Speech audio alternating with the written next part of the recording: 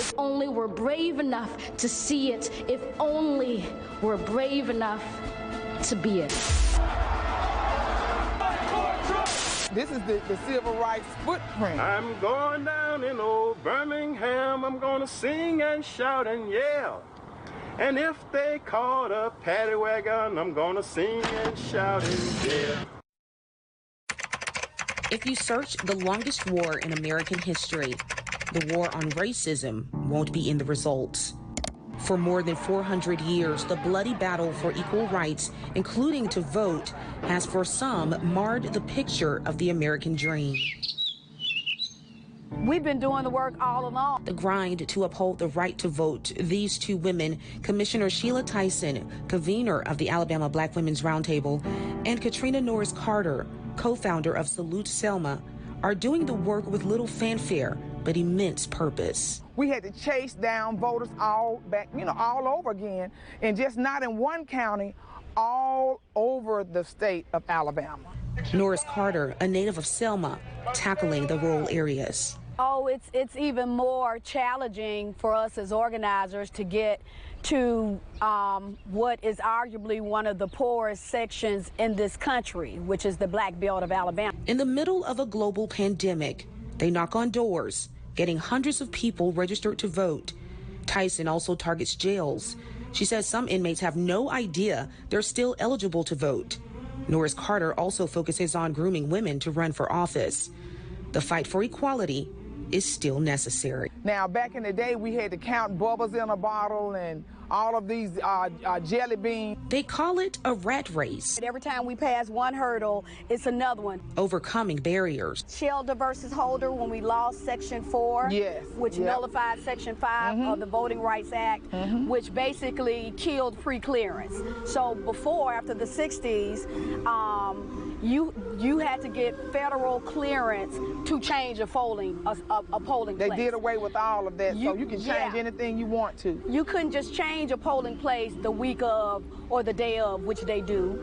You couldn't, for example, these purging, they came up in the past 6 years where if you hadn't voted in 2 straight elections, they just purged you from the voting rolls. That couldn't have happened with pre-clearance. And people always say, what's the big deal? From voter IDs to requiring driver's licenses, and then closing DMV locations in poor communities. They closed down, they shut down 13 Department of Motor Vehicle Services throughout the Black Belt. So we had to go in the most rural places. We had to drive and protest at all the counties. Like 15 and you know what their counties. solution was? To put a lady in the car with a laptop for 4 hours, with a camera out the window, to take your picture, to register. Now you tell us we got to register, we got to have an ID now. And you close and then it up. You shut down the place that gives out the ID. On top of overcoming barriers, the pair says they're doing it with very few financial resources. We worked in 40 counties. We could only get round to 40 counties because we did not have the finances to mobilize no more than 40 counties. So it's of the most importance that sisters like Sheila and me and so many others around this state get the resources and the help that we need to continue trying to move this state forward. America has stumbled time and again on its quest towards justice and equality. Resources like Georgia activist Stacey Abrams received to help flip the state blue in the 2020 presidential election, ultimately helping elect President Joe Biden and Kamala Harris, the first woman and person of color to be elected vice president of the United States. Georgia went on to elect 2 Democrats to the U.S. Senate, taking control of Congress. They had 2 years, $12 million. Okay? You can do a whole lot with $12 million. Alabama, is no money coming into Alabama for organizing. And if it comes in, it comes in 8,000. 15,000, not 12 million. And then when it do come in, it's not coming into the organizations that's on the ground. But they persevere. What do you say to someone who is not registered to vote? You know the rhetoric out there is your vote doesn't count, it doesn't matter. What do you say to them? How do you get them encouraged? Getting women to run for office as well as getting our community to vote is making them understand the power of the vote. I think by us taking civics out of Black history or taking civics out of our schools, some of our folks don't even know the 3 branches of government and how they work. They don't understand that where you live is important. You need to vote. Where you work, you need to vote.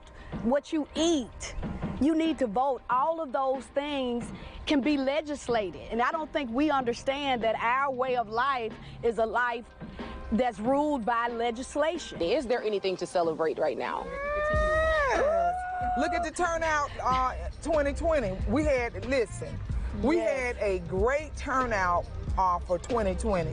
We lost the state, of course, but heaviest turnout in history. The largest turnout ever in history. This is a historic year. I mean, are you kidding me? Black girl magic. One word, Kamala Harris. I mean, one word, Georgia. Taking the Senate, taking, the House.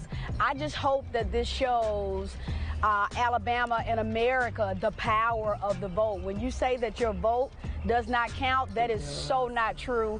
And I think Georgia is living proof that every vote counts. But we don't be fooled by the rhetoric that this stuff isn't still hard work.